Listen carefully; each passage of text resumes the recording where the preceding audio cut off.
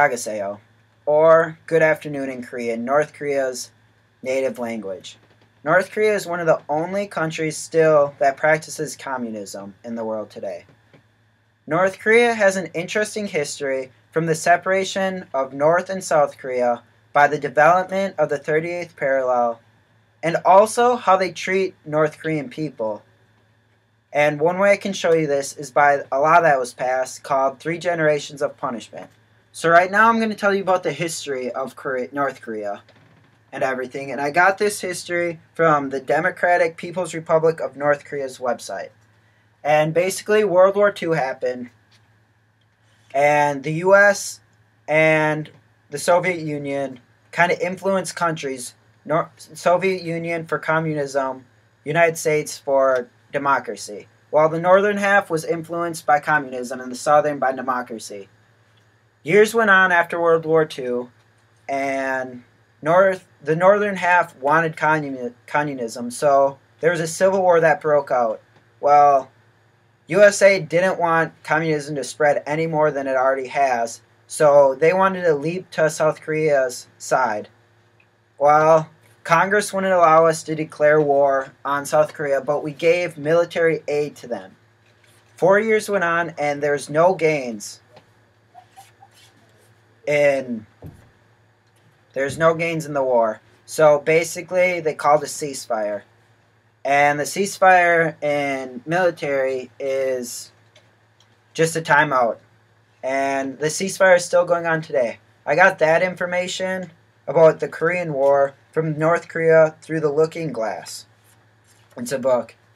Now, they needed some way to separate the countries because they didn't want to be they didn't want to intertwine with each other. So they created something called the 38th parallel. I found out about the 38th parallel from the Journal of American History. And now what the 38th parallel is a wall that stretches across the Koreas and separates them. It gets its name from the 38th degree latitude line of the world scale. And basically with this wall getting put up, and after the Korean War having the ceasefire, the Democratic People's Republic of North Korea was created. And with that, they needed a leader. So they instated Kim Jong-il as dictator. Kim Jong-il was a mean, ruthless man and gave nothing to the citizens. He kept everything for himself. All the money, ate like a king. He just lived like a king, had gold, everything. And the people suffered. They starved to death. Drugs huge in there because everybody's in poverty. They're not making any money. And it's just bad. Well, a couple of years ago, Kim Jong-il died, and his son, Kim Jong-un, became the new leader. He's not that much better. One thing that's recognized from Kim Jong-il is a law that he passed, which is 3 generations of punishment. And what this punishment is if you do commit a crime in North Korea, they can lock up 3 generations of your family into a labor camp. I found this out by 60 Minutes, and they interviewed this guy named Shin who escaped from this labor camp, and he's the first ever to escape from this labor camp. And 60 Minutes did this video on it, and let me show you it right now. Did anybody ever explain to you why you were in a camp? No, never. Because I was born there. I just thought those people who carry guns were born to carry guns. And prisoners like me were born as prisoners.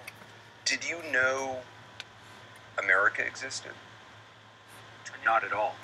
Did you know that the world was round? I had no idea if it was round or square. Camp 14 was all that... Alright, so from this interview that they did with Shin, the escapee, you can see he had no clue what the outside world was because he was born in this camp. He had no clue what America was. He didn't know the world was round. He just thought camp was the world. And later in the interview, he tells about his experience in this camp and how he starved every day. He was never full. He was always hungry. And one of the reasons why this was is because they just fed him cabbage and cornbread. That's all he got 23 years of his life. And anything that, if he found rats or insects, he'd eat them because that's how hungry he was. Well, his brother and mother were planning on escaping and getting out of this camp. And one thing you need to learn is they got rules in the camp. One rule, well, basically the 3 rules: you do what you're told, you can't plan to escape, you can't think about escaping, or you can't escape, or else you're killed.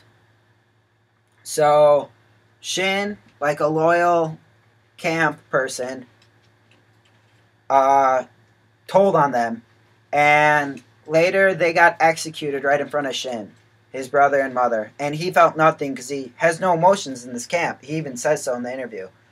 And all he did that was because they broke the law. Well, Shin wanted to escape, and he met this guy from when he was 23. He met this guy and learned how to escape, and they escaped together, and now he's living a good life in South Korea, and he's a free man. As you can see, North Korea is actually an interesting country, from like how it separated itself from South Korea, and by the 38th degree parallel with the wall being built. And also you can see how they treat their people by the 3 generation of punishment. And it just, I hope I informed you and showed you and taught you what North Korea is like. Thank you for your time.